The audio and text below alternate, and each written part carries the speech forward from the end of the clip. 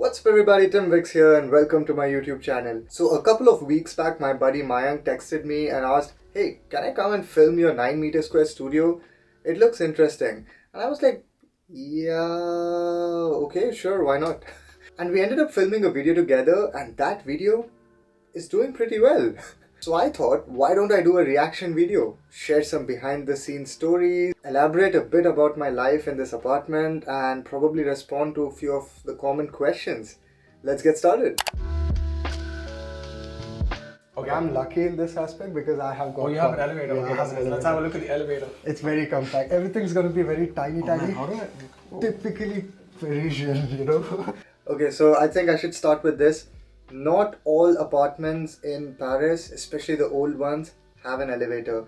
And especially if you're living in a chambre de bonne or like the small studios on the, top floor, there's a high possibility that there is no elevator that takes you up till there. So, yeah, we did exaggerate a little bit to make the video fun, but yeah, I'm like super grateful to have this elevator because most of the apartments, they don't, and you have to climb like 6 floors. So yeah. Wow. Yeah, you can I think just fit 2 people. Oh man, okay. Things get cozy here. This is where you make a move. It forces you to make a move.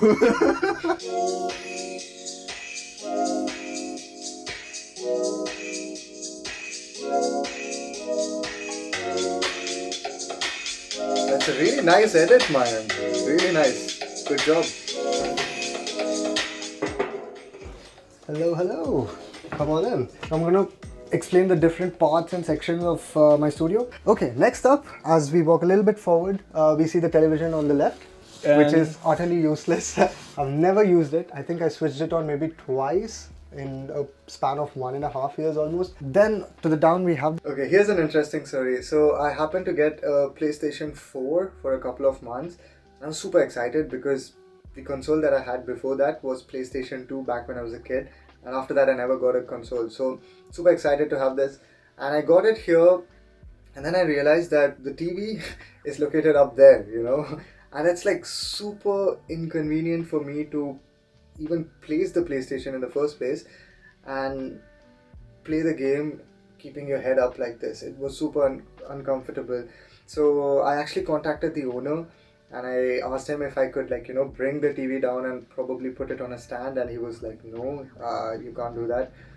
And the reason why I didn't want to get another screen was because, as you saw, that the place is already pretty compact and I didn't want to clutter it more. And I was like so desperate to play that PlayStation. I actually managed to connect it with the TV and I put a chair on top of the desk and sat on that chair and played the game. Yeah, I know it's a little bit desperate, but it was so funny. So I did that for a couple of months and then I realized that it's not actually practical. So yeah, I played it for a couple of months and then I ended up selling it. And then on the right I have a desk. Very tiny desk again. I mean, gets the job done. Then on the top we have... So the desk is pretty tiny and I was a little bit disappointed with this because I'm someone who likes to have a good desk setup. Like, the ones that you see on Instagram and social medias. I really like those setups. So that's something that I couldn't do with this desk, and especially in this studio. Maybe in the next studio I would actually like to have a bigger desk. That's one thing I would like. The kitchenette. Very cool. This is the place where I spend most of my time, I would say. You come back from school, work, and then you cook. I love to cook. I love cooking, enjoy it. If I really have to complain, I would say the sink is like really small. The sink sometimes reminds me of the Indian railways. Because you have this kind of sink in the Indian railways, and yeah, not a big fan. But this is what I got. Man, very small. That is a pretty small sink, I would say. While the dish is cooking, I wash the boards and everything. You have a lot of discipline. Another thing that I would like to mention, which we didn't talk about in that video, is that these stove tops are actually like a heat plate kind of thing, So when you turn them on, it gets really hot. And sometimes it actually heats up the room so much. And the room becomes really hot, and the only way to regulate that is by opening the window. So while you're cooking, you have to open the window. During winters, it's fine if the room is like really cold. It's quite cozy when you're cooking, because it's hot outside is cold, but during summers it becomes really hot. So I need to open the windows if I'm cooking. We didn't talk about that in the video. Just to keep your pots, pans and all that stuff. Up here you have a microwave. I remember this just a microwave. And then Standard microwave. Standard microwave, and then you got your plants. This is my plant corner. I Nice. love this. I like. Yes, plants, guys. I would definitely recommend you to have some plants. No matter how small of a place you live in, always try to make some place for some plants, because it just changes the whole dynamic of your living space. Having that little bit of greenery, it just makes you feel a bit more fresh. It refreshes your mind, and also you get this sense of responsibility where you have to actually water the plant at least weekly once or twice a week, depending on which plant you have, of course. It adds to the aesthetics, of course, but at the same time, it just, at least for me, it makes me feel nicer, you know, it just makes me happy. The best part of this whole apartment, for me especially, is this window. I mean, look at it. It's like the size of a door, you know, almost like the entire wall. It's like a glass wall. So the window is really amazing. So it's a double insulated window. So when you close the window, it's dead quiet. There's no noise seeping in. For example, like now, the window is closed. It's a super good window and the view is incredible. I mean, sometimes you get to see such beautiful sunsets. I mean, the pictures speak for themselves. Let's continue. So that's a nice thing about this apartment, that even though it's very compact, since you have this glass thing here, it makes it feel more roomy. Yeah, the window is really good and you get some amazing view. Yeah, you're right.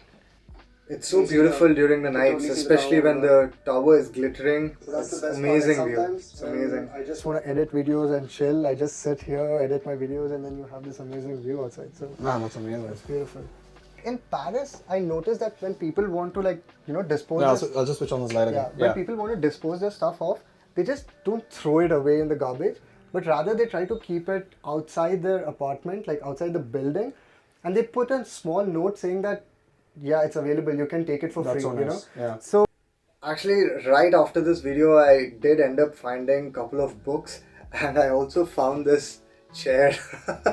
So yeah, you do get lucky, and you sometimes find a lot of amazing stuff on the streets. So it's really good. Like, you can find books, you can find stuff like the shelf.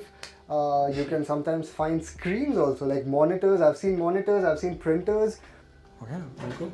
It's mainly shared by two. Okay, I was not the one who wrote that. It was there before. Shared by two apartments. One over there, that's mine, and then this one. Yeah, so as I said, it's a deal breaker for many people. Many people think having a toilet outside is not so comfortable. But if you think about it, how much time do you actually spend in toilet every single day?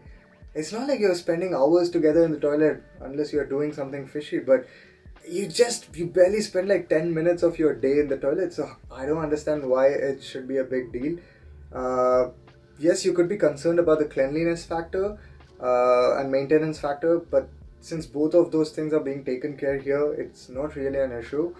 And also the shower is inside. So for me, that was the biggest concern. Like, I don't want to have like a common shower.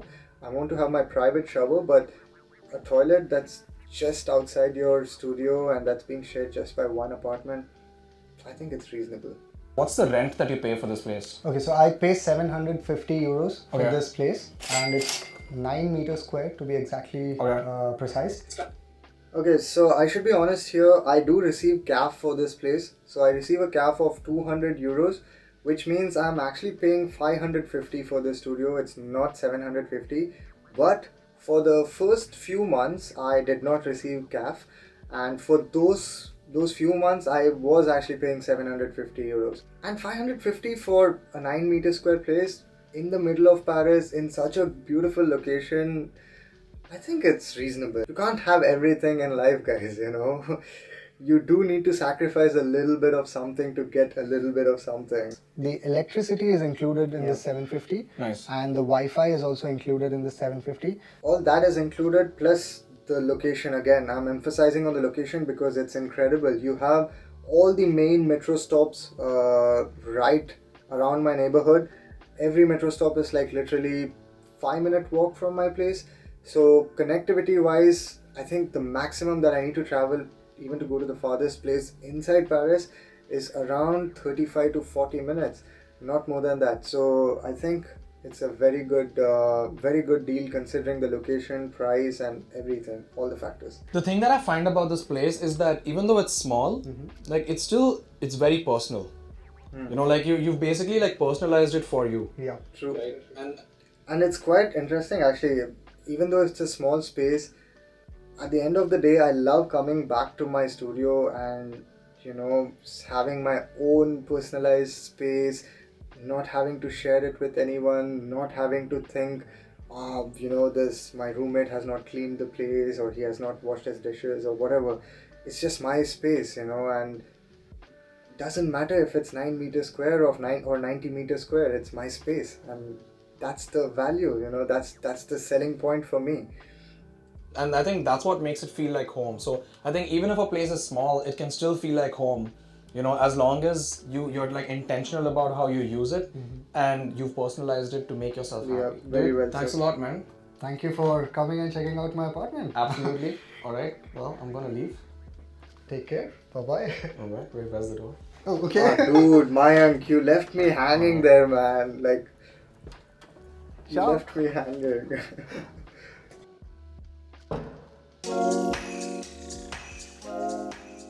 Yeah, so that was a really nice video. It's literally impossible to find a personal living space within Paris within a sub 1,000 euro budget.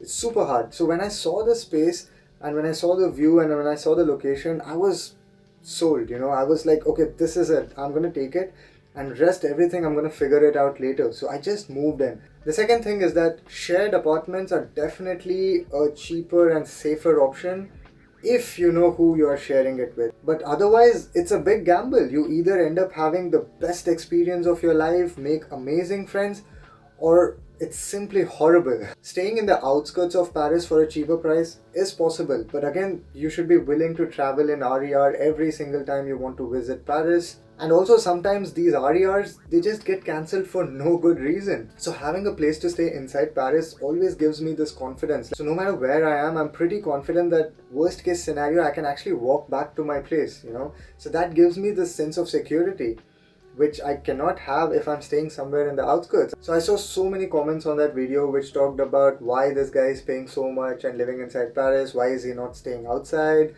it's a miserable life, blah blah blah.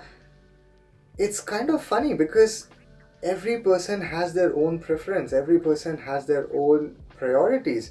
For me, the priority is time. I want to save time. I don't want to spend 1.5 hours traveling in train every single day. I don't want to have that fear of, you know, the trains getting cancelled and not being able to move. I don't want that. And in order to avoid those things, I'm making a sacrifice with my space. And I think as humans, we are meant to try new stuff within sensible reasons, of course. But living in this 9 meter square space has taught me and has made me realize that I can be happy and I can have a productive and fruitful life irrespective of the meter square that I'm living in. If I can be happy in a 9 meter square space, I'm pretty sure I can be happy in a bigger space as well. I have so many friends who are living in much bigger spaces, but in the end, they are having a miserable life. They keep complaining about their roommates. They are not happy with their setup. So what's the point? What's the point? What's the point of having all that meter square if you're not happy? Also, another very important fact to realize is that this is not my permanent space. I'm not going to live in 9 meter square forever. It's a small part of my life. It's a small phase of my life. And it's something that I'm curious to experience. So yeah, why not experience some new things and get to discover some new things about yourself. So that's all for this video, guys. I hope you enjoyed this small reaction video. A big shout out to Mayank for putting all these video clips together and making such an amazing video. And if you enjoyed this video and you discovered my channel for the first time, hi, my name is Vikram. People call me TIMVIX, and I will catch up with you all in the next one. Till then, goodbye.